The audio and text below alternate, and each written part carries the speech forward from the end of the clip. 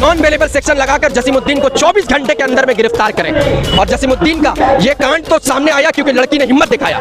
इस तरीके का कई कांड उसके ऊपर होगा जिसमें लड़की डर कर अपने घर में सहम कर रह जाती है, क्योंकि ये रूलिंग पार्टी का तृणमूल कांग्रेस का ये काउंसिलर है। जिस तरीके से पाखंडी है, साधु के भेष में लड़की का बलात्कार करता था, वो आज मुसलमान बनकर हज कर लड़की के ऊपर में गंदा हाथ डालता है, गंदा नजर डालता है। अरे उस लड़की को तरह तरह से मजबूर करता है कि उसके साथ जाकर सेक्स करे। गवर्नमेंट के काउंसिलर जसीमुद्दीन ने जिस तरह से उसके साथ व्यवहार किया है और उस लड़की के तहत कि उसका रेप हुआ है, हम तमाम लोग, आज पूरा इलाका गमगीन है। आज पूरा कलकत्ता शहर आज शर्म से डूबा हुआ है कि जिस कलकत्ता शहर में हम अपनी बहन बेटियों को सुरक्षा हिफाजत की, उन लोगों को बोलते थे कि आपको हिफाजत दी जाएगी, हम सुरक्षा देते हैं, मोहल्ले से बुजुर्ग से लेकर नौजवान तक उनकी तहफ़्फ़ुज़ के लिए आगे आते थे। आज उसी कलकत्ता शहर केएमसी के काउंसिलर ने एक ऐसा दरिंदगी की है जिसकी मुखालफत पूरी मगरबी बंगाल कर रही है। जसीमुद्दीन को अरेस्ट करके कानूनी सख्त से सख्त सजा दे ताकि इस देश की हर लड़की शान से जिए और कोई दरिंदा इस तरह से ब्लैकमेल करके उसका शोषण नहीं करे। लड़की से यौन शोषण के आरोप में घिरे कोलकाता के वार्ड नंबर 39 के काउंसिलर मोहम्मद जसीमुद्दीन की मुश्किलें बढ़ती जा रही हैं। वार्ड 39 के लोगों ने मोहम्मद जसीमुद्दीन की गिरफ्तारी काउंसिलर के ओहदे से हटाने और मामले की निष्पक्ष जांच की मांग को लेकर वार्ड 39 के लोगों ने आज थाने का घेराव किया। पीड़ित लड़की, उसकी मां और घर के अन्य लोग भी थाने पहुंचे। सभी ने पीड़िता को अन्याय दिलाने और काउंसिलर मोहम्मद जसीमुद्दीन की फौरन गिरफ्तारी की मांग की। इस विरोध प्रदर्शन का समर्थन करते हुए प्रदेश कांग्रेस अल्पसंख्यक सेल के अध्यक्ष शमीम अख्तर और मोहम्मद सरफराज ने पुलिस को चेतावनी दी कि अगर पुलिस ने 24 घंटे के भीतर मोहम्मद जसीमुद्दीन के खिलाफ कार्रवाई नहीं की तो हम पूरे इलाके की घेराबंदी कर देंगे। उन्होंने कहा कि ये एक बेटी की सम्मान की बात है, उसे इंसाफ दिलाने के लिए सभी को आगे आना होगा। वहीं पीड़िता की मां ने कहा कि मोहम्मद जसीमुद्दीन पापी है जिसने मेरी बेटी की जिंदगी बर्बाद कर दी। मैं चाहती हूं कि मेरी बेटी को इंसाफ मिले और मोहम्मद जसीमुद्दीन को कड़ी से कड़ी सजा मिले।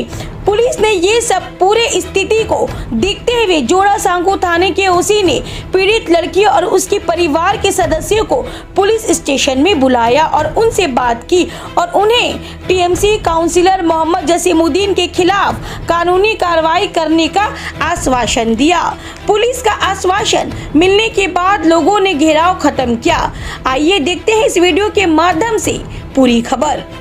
दीदी का राज है और दीदी के राज में अगर एक लड़की को इंसाफ नहीं मिलता है, आपके पार्टी का काउंसिलर एक लड़की को सेक्सुअल हैरेसमेंट करता है, तो उसके लिए दीदी को ये आवाज उठाकर उसको गिरफ्तार करना चाहिए। काउंसिलर पद से तुरंत उनको निलंबित करना चाहिए, पार्टी से उसको तुरंत सस्पेंड करना चाहिए कि इस तरीके के काउंसिलर जिसके वजह से पूरे तृणमूल कांग्रेस का नाम खराब हो रहा है। इस इलाके के एमपी सुदीप बंदोपाध्याय का वो नाम लेकर लड़की को हड़काता है, इस इलाके का एमएलए विवेक गुप्ता जी का नाम लेकर वो लड़की को डराता है। तो विवेक गुप्ता जी को, सुदीप बंदोपाध्याय जी को सामने आकर उस लड़की के घर में जाकर मिलना चाहिए और उस लड़की को यह आश्वासन देना चाहिए कि सुदीप बंदोपाध्याय जैसे एमपी हैं, विवेक गुप्ता जैसे एमएलए हैं, तो कोई भी लड़की का बलात्कार, कोई भी लड़की के साथ सेक्सुअल हैरेसमेंट उनके इलाके में तो नहीं होगा। मैं यही दावी के साथ इस थाना के सामने खड़ा हुआ हूं कि थाना के प्रभारी जो है उनको ये मैं कहने आया हूं कि आप जो सेक्शन उसके ऊपर में लगाए हैं वो सारा अवेलेबल सेक्शन है। नॉन अवेलेबल सेक्शन लगाकर जसीमुद्दीन को 24 घंटे के अंदर में गिरफ्तार करें। ये कोई योगी का राज नहीं है। संविधान ये अधिकार देता है एक महिला को, अगर कोई सेक्सुअल हैरेसमेंट करता है, एक महिला के घर में कोई रात को 2 बजे घुसकर जबरदस्ती उससे बात करता है, उसकी गंदी वीडियोस और फोटो निकालकर उसको ब्लैकमेल करता है, तो पुलिस का क्या अधिकार होना चाहिए, क्या कार्रवाई होना चाहिए? आप लोग बताइए, जो व्यूअर्स आपके मीडिया के माध्यम से सुन रहे हैं उसमें आप लोग बताइए कि पुलिस को उस काउंसिलर को अरेस्ट करना चाहिए कि नहीं करना चाहिए? आप एक तरफ इल्जाम लगा रहे हैं कि मैं भी निर्दोष हूं, अपोजिशन पार्टी मुझे फंसा। चोर कभी ये नहीं कहता है कि मैंने चोरी किया है। जज के सामने कोई भी चोर जज के सामने जब खड़ा होता है ना तो कहता है कि आई एम नॉट गिल्टी। सब चोर यही कहता है। और जसीमुद्दीन का ये कांड तो सामने आया क्योंकि लड़की ने हिम्मत दिखाया। इस तरीके का कई कांड उसके ऊपर होगा जिसमें लड़की डर कर अपने घर में सहम कर रह जाती है, क्योंकि ये रूलिंग पार्टी का तृणमूल कांग्रेस का ये काउंसिलर है और सच्चा पक्का मुसलमान है, हाजी साहब है, इस तरह के ये पाखंडी है। जिस तरीके से आपने देखा होगा कि चिन्मयानंद चिन्मयानंद जिस तरीके से पखंडी है, साधु के भेष में लड़की का बलात्कार करता था, वो आज मुसलमान बनकर हज कर कर लड़की के ऊपर में गंदा हाथ डालता है, गंदा नजर डालता है। आज भी वो अर्शी को अपनी बेटी बोल रहे हैं कि अर्शी मुझे बड़े हंसने के बाद बेटी नहीं, अब तो माँ बोलेगा कुछ दिन में। आज उनको बेटी नजर आ रहा है। गंदा गंदा वर्ड जो मैं आपके मीडिया के सामने खुलेआम इस्तेमाल नहीं कर सकता, इस तरीके का वर्ड इस्तेमाल करेगा बेटी से कोई बाप। शर्म आता है, बाप के इज्जत को इसने तार तार कर दिया है। अब इस शहरी को कितना दूर तक ले जाइएगा? 24 घंटे का समय दिया गया है पुलिस को कि आप उनको गिरफ्तार करके कोर्ट के सामने में पेश करें। अगर पुलिस नहीं करती है तो ये 39 नंबर वार्ड की जनता यहाँ मौजूद है, 39 नंबर वार्ड की जनता सड़क पर उतर के चक्का जाम करेगी। तब कमिश्नर को भी समझ में आएगा, डिप्टी कमिश्नर को भी समझ में आएगा और मुख्यमंत्री को भी समझ में आएगा। 354A, 354D, 341 और 506 लगाया गया है। धारा है, सब तो अवेलेबल है, आसान धारा है। हमारा यही कहना है कि जब किसी लड़की की इज्जत पर हाथ डाला जाए तो नॉन अवेलेबल सेक्शन लगाकर उसको पहले अरेस्ट किया जाए, क्योंकि लड़की के परिवार को ये पुलिस ये भरोसा दिलाए कि उसके साथ में कोई गुंडा बाहर रहकर गलत नहीं करेगा। पुलिस को ये भरोसा दिलाना चाहिए लड़की के परिवार को कि हम पुलिस आपके साथ खड़ी है, आपको कोई भी डरा धमका नहीं सकता है। ये आवेदन लेकर आज हम पुलिस के सामने मौजूद हुए हैं। क्या होता है 354D क्या होता है? उसने एक लड़के पर जो यूथ तृणमूल का जो सदर है, प्रेसिडेंट है सनी के ऊपर में कि 2014 से 2022 तक उसने उसका रेप किया। उसके बाद मोहम्मद जसीमुद्दीन ने उसके साथ गंदे अल्फाज जो मैं मीडिया को नहीं बताना चाहता हूँ, मुझे बोलने में शर्म आती है। आप लोग देखे होंगे कि वो किस तरह का उसके ऊपर में ये इल्ज़ाम लगाया गया है कि वहाँ का जो काउंसलर है उस लड़की को तरह तरह से मजबूर करता है कि उसके साथ जाकर सेक्स करे। तो एक नुमाइंदा, एक पब्लिक रिप्रेजेंटेटिव जो उस इलाके का नुमाइंदा है, जिसको लोग वोट देते हैं कि आप मेरे इलाके के सरपरस्त हैं, मेरे इलाके के आप मुखिया हैं, मेरे इलाके के बड़े हैं, यहाँ कुछ भी होगा सिर्फ नाली साफ़ करना या बिल्डिंग बनाना उनका काम नहीं होता है। हर मामले, हर मुद्दे को वो सॉल्व करेंगे। लेकिन उन्हीं के ऊपर में, मोहम्मद जसीम के ऊपर में ये इल्ज़ाम लगाया जा रहा है कि उन्होंने ऐसा हरकत किया। 5 दिन पहले तकरीबन जोड़ासांको थाना में FIR होता है। मजबूरी में ये लोग FIR लेते, उससे पहले ममता बनर्जी को, उससे पहले सुदीप बंदोपाध्याय को, उससे पहले शशि पांजा को वो लड़की ने बाई पोस्ट चिट्ठी दिया था। उसके बाद जब कोई कार्रवाई नहीं होती है तो कुछ लोग सोशल मीडिया लेकर वो लड़की प्रेस कॉन्फ्रेंस करती है। उसके बाद FIR होता है मामूली धाराओं में। 376 जो होना चाहिए था, जिसको रेप कहते हैं, वो धारा में उनका FIR नहीं हुआ है।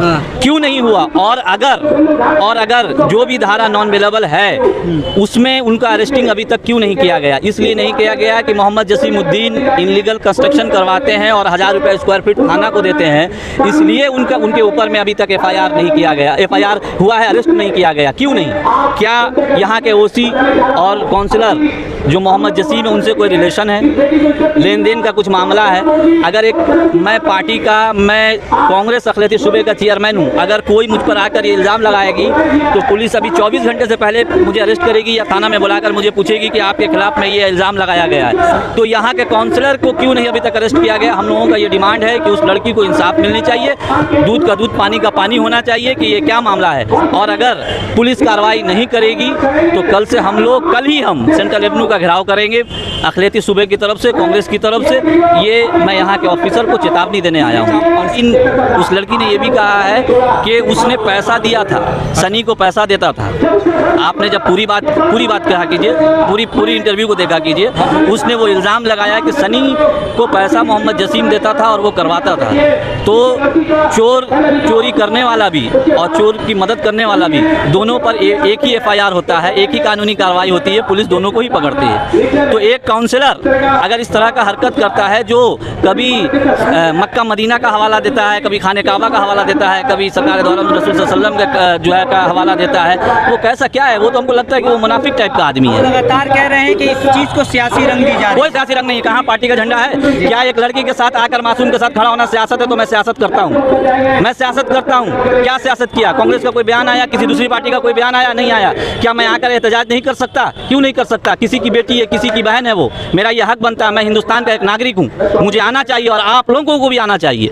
देखिए, पूरा बंगाल आज इस बात के लिए धिक्कार जना रहा है कि जिस तरह एक लड़की को, एक बंगाल की बेटी को और रूलिंग गवर्नमेंट के काउंसिलर जसीमुद्दीन ने जिस तरह से उसके साथ व्यवहार किया है और उस लड़की के तहत कि उसका रेप हुआ है, हम तमाम लोग, आज पूरा इलाका गमगीन है। आज पूरा कलकत्ता शहर आज शर्म से डूबा हुआ है कि जिस कलकत्ता शहर में हम अपनी बहन बेटियों को सुरक्षा, हिफाजत की, उन लोगों को बोलते थे कि आपको हिफाजत दी जाएगी, हम सुरक्षा देते हैं, मोहल्ले से बुजुर्ग से लेकर नौजवान तक उनकी तहफ़्फ़ुज़ के लिए आगे आते थे।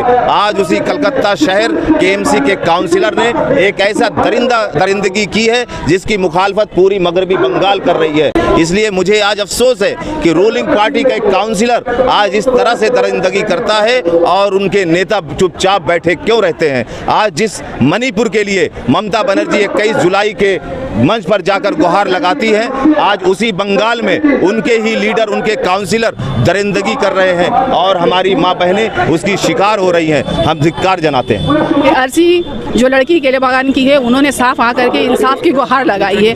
उन्होंने साफ, उस लड़की ने साफ जो है कहा है कि हमें कोई भी मदद के तौर पे सामने आ सकता है, हमारी मदद कर सकता है। हम एक मुस्लिम लड़की हैं और इस वजह से जो है हम आप लोगों से उम्मीद की दरख्वास्त रखते हैं, हम अपने लिए इंसाफ की गुहार लगाते हैं। उन्होंने, वो लड़की बिल्कुल खुले तौर पर सबसे जो है इंसाफ की गुहार में अपना साथ मांग रही है, तो इसलिए हम आज उसके साथ हैं। हम महिला होने के नाते बिल्कुल भी, देखिए अभी जो हिंदुस्तान की हालत है, हर जगह की यही कहानी है। हम औरतें अपने आप को बिल्कुल महफूज में जो है महसूस नहीं करती हैं। हम घर में हो या बाहर हो, हर जगह हमें खतरा का एहसास होता है। आज एक मासूम बच्ची जो जन्म लेती है, उस वक्त से लेकर वो जब तक वो जो है उसकी मौत नहीं होती, तब तक उस पर खतरा मंडलाता रहता है।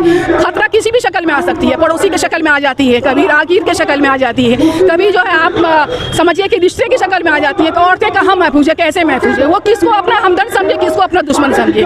हम अगर किसी से मिलते हैं, बात करते हैं तो एक रिश्ता बनता है, लेकिन उस रिश्ते में कितनी ईमानदारी है ये तो सामने वालों को दिखाना पड़ता है। तो वैसे ही अर्शी ने अपने जो उनसे, जसीम जो है काउंसिलर है, उनसे उन्हें उस लड़की ने जो है बड़े अब्बा का रिश्ता बनाया था, लेकिन उनका वीडियो आप देखिएगा, उस वीडियो में साफ है कि वो उस लड़की को अपनी बेटी का दर्जा नहीं दे रहे हैं। उनके भी तो घर में बेटी है। मांग यही है कि अर्शी को इंसाफ मिलना चाहिए, हम लोग उसके साथ हैं। फैर लिया है और गिरफ्तार करेंगे, पुलिस बोला है। 1 दिन का टाइम दीजिए हमको, 1-2 दिन का। ऐसा कुछ कह रही थी आप? हाँ, धमकी मिल रहा है, घर में भेज रहा है आदमी और बोल रहा है वीडियो है, ये है, दिखा देंगे। आप भी अर्शी का इज्जत को बचाइए, आपस में बैठ के बात कर लीजिए, मिचिल कर लीजिए और माफ़ी, एक चांस दे दीजिए। वो माफ़ी मांग रहा है, तो मैं उनको जो आए थे उनको बोला हम अब क्या माफ़ी देंगे, मेरा बेटी का तो पूरा इज्जत ख़त्म कर दिया। काउंसिलर के खिलाफ आज भी दिया गया और नहीं, 2 दिन आगे आए थे। काउंसिलर के खिलाफ इस तरह से लड़ना कितना आसान है और कितना मुश्किल एक काउंसिलर किसी लड़की का इज्जत लूटे, किसी लड़की को ब्लैकमेल करे, और आप देख रहे वो काउंसिलर है, वो पापी है, वो नहीं देख रहे आप। हाँ, एक नेता बहुत अच्छा होता है, कोई नमाज पढ़ता है, वो भी बहुत अच्छा होता है। और प्रशासन से किस तरह का मतलब जस्टिस चाह रही है? हम पूरा जनता से मदद चाहते हैं, मेरा अर्शी का इंसाफ होना चाहिए। जब अर्शी अपना लड़ाई लड़ने के लिए खड़ी हुई है, अपना इज्जत का परवाह ना करते हुए वो खुल के पूरे इमाम के सामने आई है, अर्शी का इंसाफ चाहिए। अगर दबाव में आकर आप केस वापस ले लेती है तो फिर इसका अंजाम क्या होगा? मेरा लाइफ तो खराब हो गया मेरी बेटी का, अब मैं क्या दबाव में आऊंगी? नहीं, इंसाफ के मुताबिक मैं किस तरह का इंसाफ चाहती है यहाँ पे? क्या जसीमुद्दीन को अरेस्ट कर लेने से आपको इंसाफ मिल जाएगा? जसीमुद्दीन को अरेस्ट करके कानून सख्त से सख्त सजा दे, ताकि इस देश की हर लड़की शान से जिए और कोई दरिंदा इस तरह से ब्लैकमेल करके उसका शोषण नहीं करे।